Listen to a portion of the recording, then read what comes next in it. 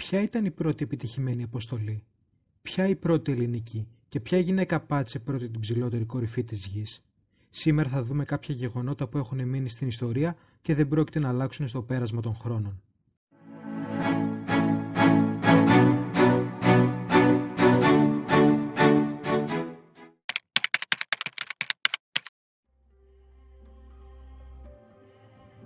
Ας πάρουμε τα πράγματα με τη χρονολογική του σειρά, ξεκινώντας από το 1953.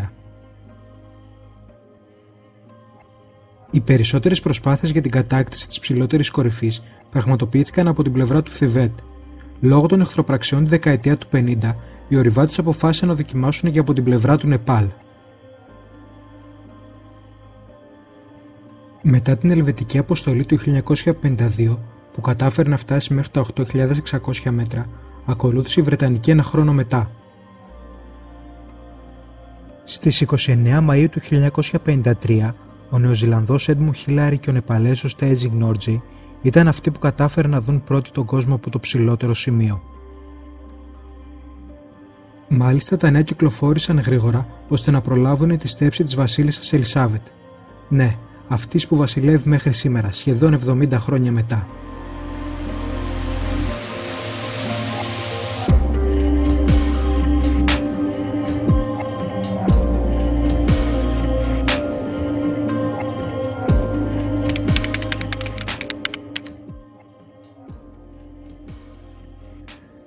Στις 24 Μαΐου του 1960 πραγματοποιήθηκε η πρώτη ανάβαση από τη βόρεια πλευρά, δηλαδή από το Θιβέτ.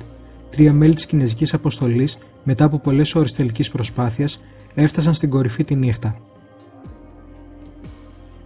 Έτσι, δεν μπόρεσαν να καταγράψουν με τις φωτογραφικές μηχανές αυτό το επίτευγμα.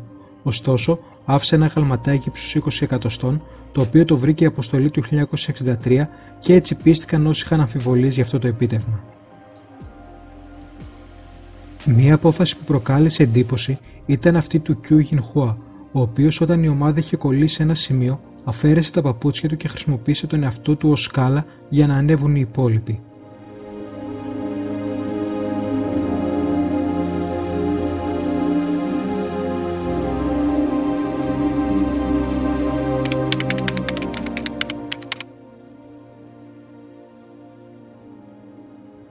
Τον Μάιο του 1975, 15 γυναίκες ξεκίνησαν μαζί με 6 Σέρπα, ακολουθώντας τη διαδρομή των Χίλαρη και Τόρτζεϊ. Σκοπός ήταν οι δύο από αυτές να έφταναν στην κορυφή, ωστόσο λόγω της ασθένειας του υψομέτρου που χτύπησε την αποστολή, υπήρχαν επαρκείς φιάλες οξυγόνου μόνο για τη μία. Η Γιούκον Τάμπεϊ κατάφερε να γίνει το 36ο άτομο που πατάει στην κορυφή και η πρώτη γυναίκα που το καταφέρνει.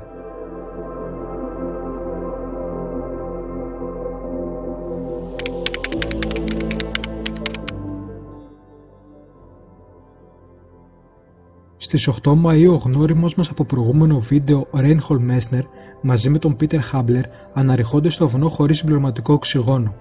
Κόντρα σε όλους τους ειδικούς της εποχής, οι δυο τους κατάφεραν να γράψουν ένα ιστορικό επίτευγμα για την ορειβασία υψηλού υψομέτρου. Ο Μέσνερ επέστρεψε μετά από 2 χρόνια για να επιχειρήσει το εξής: μία σόλο ανάβαση χωρίς συμπληρωματικό οξυγόνο και μάλιστα την περίοδο των μουσώνων. Ο θρύλος του Νότιου Τυρόλου το κατάφερε και αυτό. Μάλιστα σε μια συνέντευξή του το 2003 στο The Guardian δήλωσε πως αυτό ήταν το πιο δύσκολο πράγμα που έχει κάνει.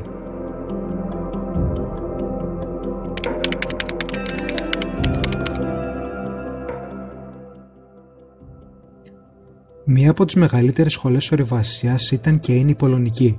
Στις 17 Φεβρουαρίου και 2 ώρα π.Μ., 2 μέλη της πολωνικής αποστολής κάνουν τελική τους προσπάθεια με ελαφρύ εξοπλισμό και μόνο μία μπουκάλα οξυγόνου ο καθένας. Μετά από 12 ώρες τα καταφέρουν και γράφουν ιστορία, διότι είναι η πρώτη χειμερινή ανάβαση σε 8 κορυφή και μάλιστα στην υψηλότερη.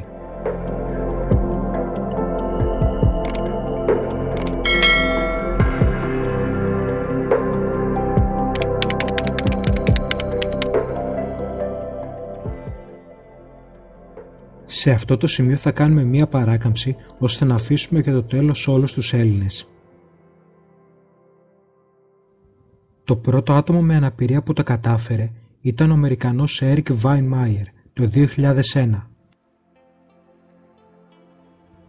Παρά την τύφλωσή του, ο Eric όχι μόνο κατάφερε να ανέβει στο Everest, αλλά έκανε και το Seven Summit, δηλαδή ανέβηκε την υψηλότερη κορυφή κάθε υπήρου. Άλλες αξιοσημείωτες αποστολές ήταν τα 3.000 μέτρα στο El Capitan και τα 446 χιλιόμετρα κατά τη διάσκηση του Grand Canyon.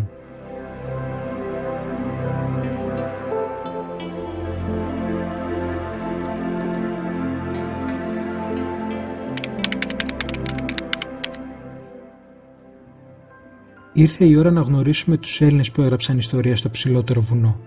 Ο Κωνσταντίνος Νιάρχος, γιος του Μεγιστάνα Σταύρου, αποφασίζει κάτω από άκρα μυστικότητα να κυνηγήσει μια προσωπική φιλοδοξία. Στις 13 Μαΐου του 1999, μαζί με τον Αουγκούστο Ορτέγκα, κάθονται στην κορυφή και κοιτούν τον κόσμο από ψηλά. Δυστυχώς, 18 μέρες μετά ο Κωνσταντίνος έχασε τη ζωή του από λόγους που δεν σχετίζονται με την ανάβαση.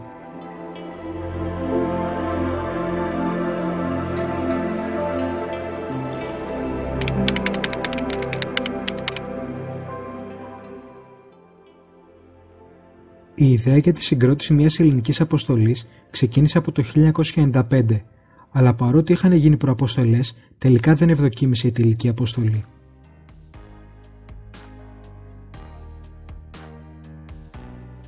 Για αρκετά χρόνια υπήρχε το όνειρο, αλλά δεν υπήρχε ο άνθρωπος που θα έβαζε τα χρήματα για να πραγματοποιηθεί. Με αφορμή την Ολυμπιάδα του 2004, ένας Ελληνοκαναδός επιχειρηματίας χρηματοδοτεί την αποστολή. Μετά από αρκετές εβδομάδες εκκλιματισμού, 6 Έλληνες ορειβάτες με τη συνοδεία Σέρπα φτάνουν τη 16η Μαΐου στην κορυφή.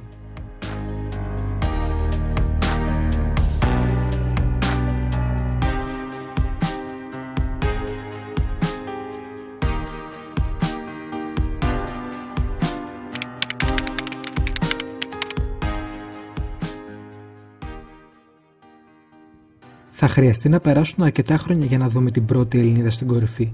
Για την ακρίβεια όχι μία, αλλά δύο. Η Βανέσα Αρχοντίδου και η Χριστίνα Φλαμπούρη την 20η μέρα του Μαΐου έγραψαν και αυτές ιστορία.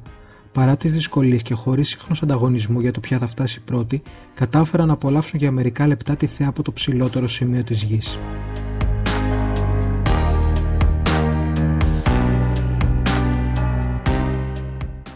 Αν έχετε προτάσεις για μελλοντικά βίντεο, μπορείτε να τις γράψετε κάτω στα σχόλια ή να μας στείλετε ένα μήνυμα στη σελίδα μας στο Facebook.